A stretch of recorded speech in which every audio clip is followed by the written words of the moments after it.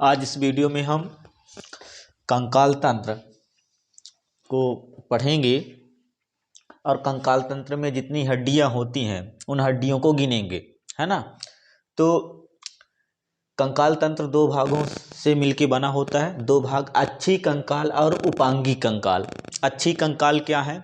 अच्छी कंकाल का मतलब यहाँ जो सिर से लेके, है ना, हाथ पैर को छोड़ के सिर से लेके यहाँ कमर तक, ये सब क्या होता है? अच्छी कंकाल। और उपांगी कंकाल, ये दोनों हाथ और दोनों पैर उपांगी कंकाल हो गए, है ना।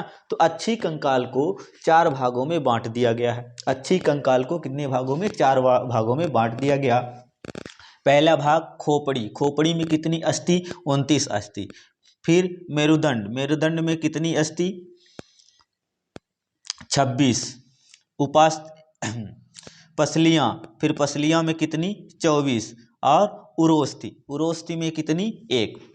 तो इस प्रकार से कपाल में, ये जो खोपड़ी में 29 अस्थियां होती हैं, तिनको 3 भाग में बांट दिया गया है। 3 भाग में अलग से गले की हड्डी, है ना। तो कपाल में 8 अस्थियां, है ना, यहाँ से लेके यहाँ तक की पूरी अस्थियां क्या है? 8 हो गई।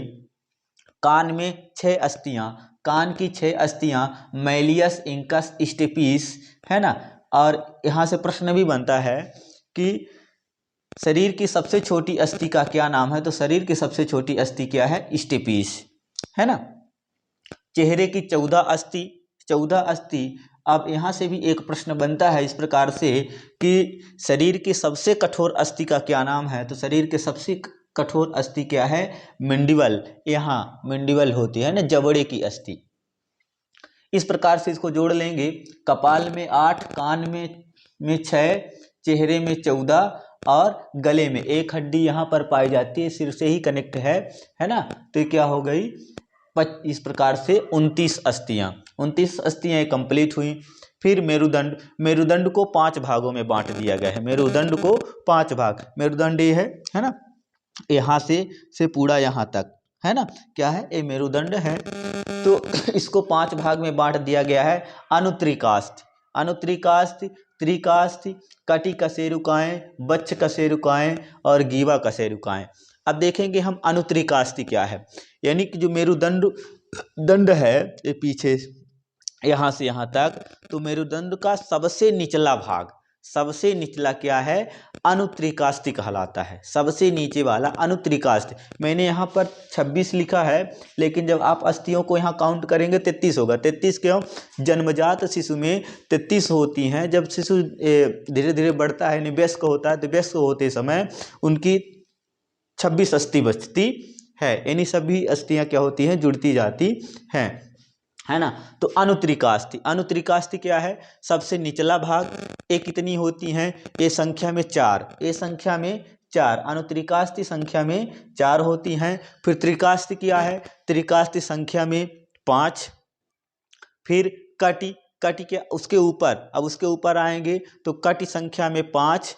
फिर बच्छ कशेरुका। बच्छ कशेरुका संख्या में 12। फिर गीवा कशेरुका, है ना, ग्रीवा।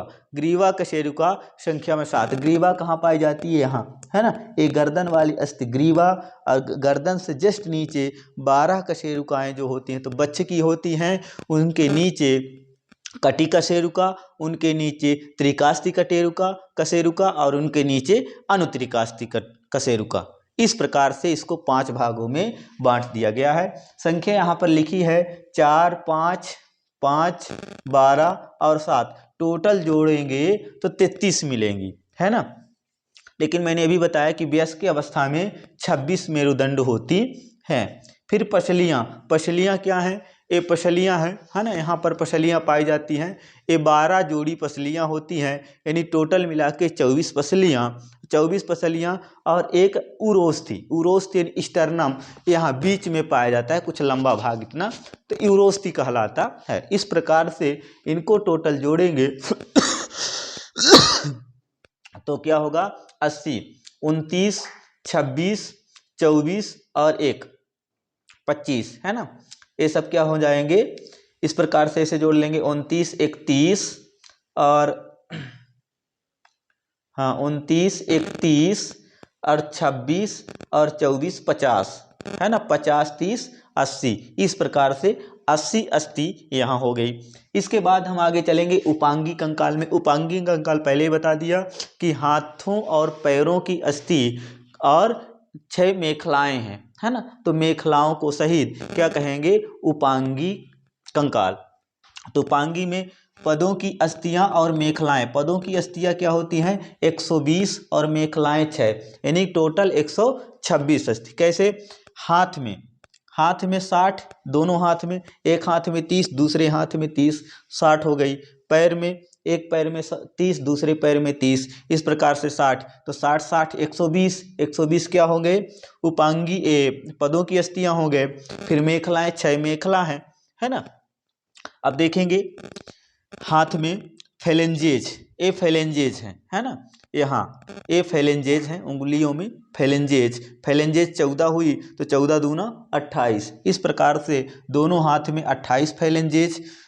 मेटाकार्पल्स, मेटाकार्पल्स 5, 1 2 3 4 5, ये मेटाकार्पल्स हैं। और मेटाकार्पल्स दोनों हाथ में 10। कार्पल्स, कार्पल्स यहाँ होती हैं, कार्पल्स हैं, यहाँ पर 8 हड्डियाँ होती हैं, तो 8 दूना 16। रेडियन अल्ना, रेडियन अल्ना, ए रेडियन अल्ना है तो 2 और 2 4, इस प्रकार से रेडियन अल्ना 4। फिर ह्यूमरस, ह्यूमरस ए है ना, ह्यूमरस ए है तो 1 1 2, इस प्रकार से ये क्या हो जाएगी 60 अस्थियां। यहाँ देखेंगे फेलेंजेज, वही फेलेंजेज 28 ही दोनों पैरों में। Metatarsal, metatarsal 10। फिर टार्सल, टार्सल क्या, अभी यहाँ पर जब कार्पल्स पढ़ रहे थे तो 8 मिली थी, लेकिन टार्सल क्या होती है 7, टार्सल 7, तो 7 का दोनों पैर में देखेंगे तो 14, है ना। फिर रेडियन अल्ना यहाँ पर है, लेकिन अब इस पैर में क्या होता है टीबिया फिबुला, टीबिया, तो जिस प्रकार से रेडियन अल्ना होती है उसी प्रकार से टीबिया फिबुला होती है। तो यहाँ पैर में ये दोनों पैर में 2 टीबिया 2 फिबुला, इस प्रकार से 4 हो गई। और पटेला यानी घुटने, घुटने की अस्थि को क्या कहा जाता है पटेला, तो दोनों घुटने में 1 1 अस्थि, 2 पटेला हो गई। फीमर और जांघ वाली अस्थि, फीमर। प्रश्न कभी कभी ऐसा बनता है, हालांकि कभी कभी नहीं हमेशा ही बन जाते हैं, कि शरीर की सबसे बड़ी अस्थि कौन सी है, तो शरीर की सबसे बड़ी अस्थि फीमर, जो जांघ में पाई जाती है। इस प्रकार से हाथ और पैर की अस्थि मिला के 120 अस्थि हो गई। और मेखलाएं 6 मेखलाएं हैं, है ना। मेखला का नाम है ischium, ischium, ilium, pubis. Ischium 2 ischium 2 ilium और 2 प्यूबिस, इस प्रकार से 6 अस्थि, तो 106 अस्थि हो गई।